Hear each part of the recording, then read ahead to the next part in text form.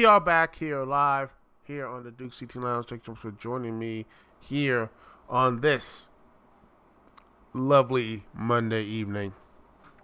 Which, don't worry, ladies and gentlemen, by at least next week, the next 2 weeks, the Dukect Lounge will be only on talk show only, but there will be the live stream channel if I can get it up and running, which I have it all up there and running. I will be posting stuff there soon, including the live stream, the channel, and everything else. So do not worry, do not fret. Old Duke everything is under control.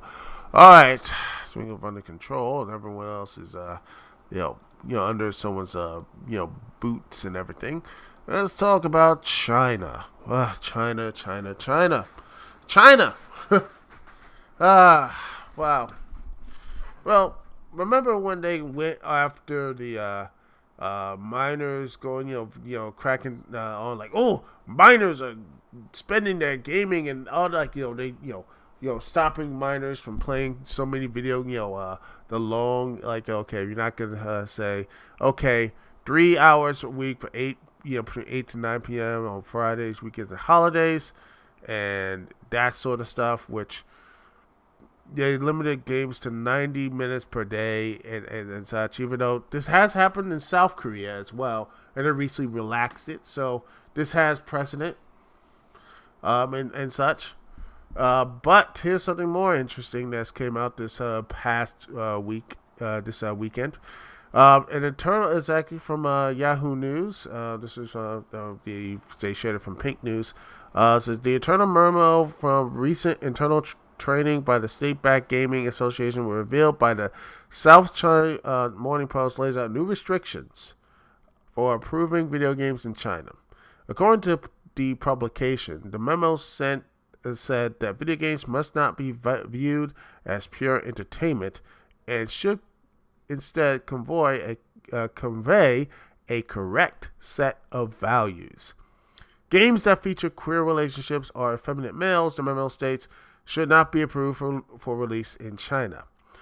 If the regulators can't tell the character's gender immediately, the setting of the characters could be considered problematic and red flags will be raised. It added. Games that allow players to make moral choices between good and evil should also not be approved, according to the memo. It says, quote, some games have blurred moral boundaries, it said. Players can choose to be either good or evil, but we don't think that games should give players this choice, and this must be altered. The memo comes as China increasingly regulates its gaming industry, with the government announcing in August that it will be limiting the amount of time minors can play online games. I already previously discussed this. It's like 3 hours per week, and it's going to get stuff like that, which they're going to have maybe a little bit more during the weekend and such. And then you had this leaked memo. Is the latest move by China to crack down on the perceived decline of traditional masculinity. Last month, China announced that sissy and effeminate men will be banned on television, insisting broadcasters must only vigorously promote excellent Chinese traditional culture.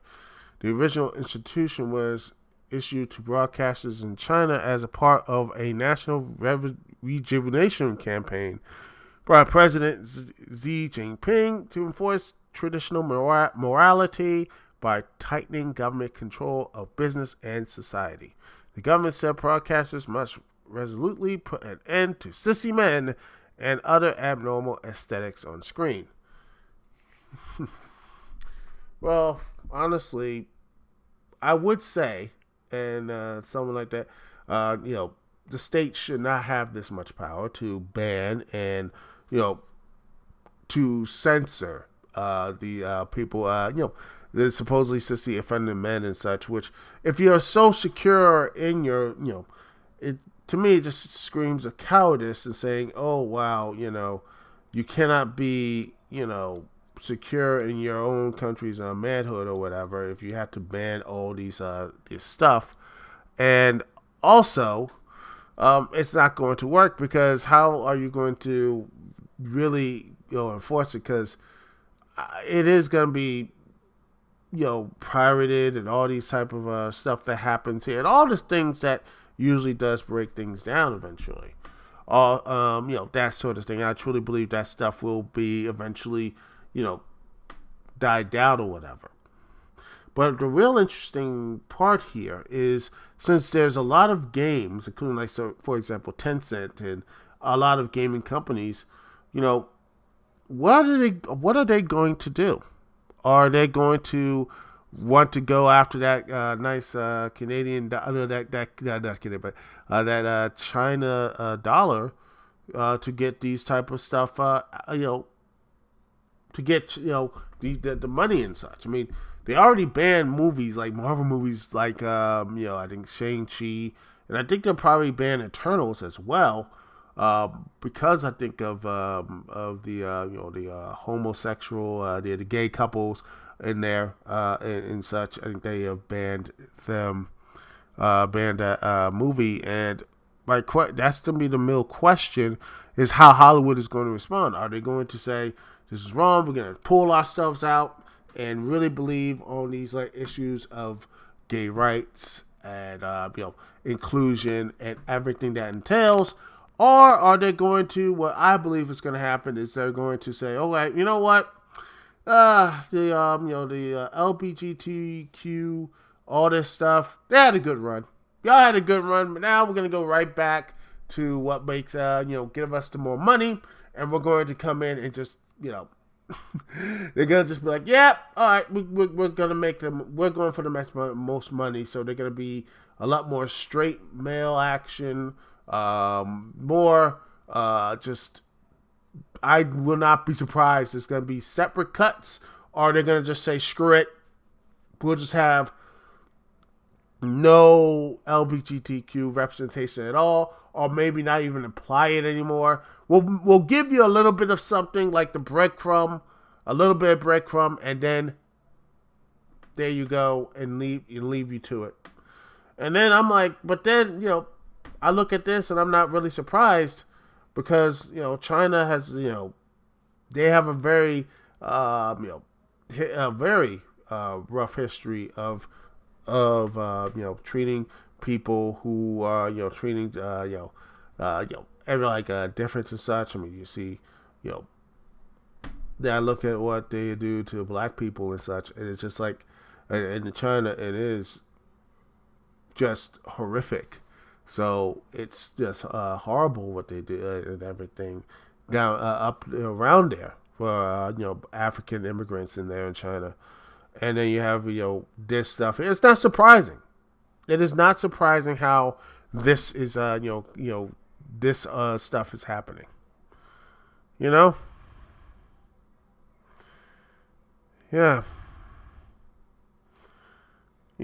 That sort of. That sort of things. It's and it's and I worry because I worry for the people who are like who look for like saying this could be a positive, like hey, we've made these strides, and the LGBTQ gay people, trans people, lesbian, all they have made strides trying to get at least a mainstream acceptance. And thanks to some like Disney, Warner Bros., all of them who want to have get the most money, they're gonna just like cut that off entirely. And they're gonna cut that off, which is it's horrible but not surprising because these are businesses at the end of the day. They don't care about inclusion. They don't care about lifting everyone up. All they care about is how much money and influence and power. That's what it is. That's what it is. And there's a lot of people getting that wake up call to the when you see this stuff, and my heart goes out to people who got this terrible wake up call, and and my hope for all of this is people, and I know this is my YouTube channel, and talk show and everything else. I know my voice is drowned out by everyone, like every person out there. But I hope people who do, who are in the LGBTQ, in that group, and friends and allies and everyone else there, um, is that they take this as a lesson of building your own, build your own, your movies, films, your own media, all this type of stuff. What? Do not depend on these mega corporations. Do not depend on people who could just instantly, with a snap of their fingers, can take things away from you, and you're begging and pleading to say, at least let's have this. Let us have a little bit something. And just like that, you get a little bit, and it can be taken away. And don't be, and the people around you will say, gaslight you, and say, oh, you should be thankful they should even give you a breadcrumb. No. Don't be thankful for breadcrumbs. Never be thankful for that. Build your own tables, you build your own stove, and make your own bread. That's what I say. Because at the end of the day, if you're depending on big corporations to do the right thing and be moral, you're going to be waiting a damn long time. In fact, anything that happened, everything supposedly that moral decisions from like every around, corporations and stuff happened by force, all right? Be forced by government or, that type of, protest and, that type of things. You think Nabisco will finally stop, giving money to, actually, caring for the workers because of their, oh gosh, we've seen the light. They found religion or whatever. No, the workers striked out. They walked out. They didn't want to do that stuff anymore. And when, and when you start doing that and actually do these things, there has you should not depend on them for their any moral or anything else. They say some nice words. They might give you some goodies or whatever. It means nothing. The best thing you can do is to build your own stuff and make sure no one takes it away from you. That's my thoughts on that. Could be wrong. Cancel me if you want me to, but I know deep down in my heart of hearts, I believe that the majority of people will agree with me with that. Because if you try to wait and see these people with moral behavior, people who believe in moral, these big mega corporations have moral and such morality, that ain't gonna happen. And I just hope that people can get this message now, rather now than later. But that's just my personal opinion. Anyway, we're gonna take a little break here. Ooh, that was a little bit heavy, a lot heavier than I expected to be. But well, it is what it is. Anyway, we're going to take a little break. We'll be right back. And when we do, we're going to have a lot more positive stuff. Venom 2 in the box office. We're going to talk about how that, and the box office and everything else with Venom 2 and everyone else there. And all this other good stuff. Here on the Dukect Lounge. Thank you so much for joining me, Dukect. We'll be right back right after this.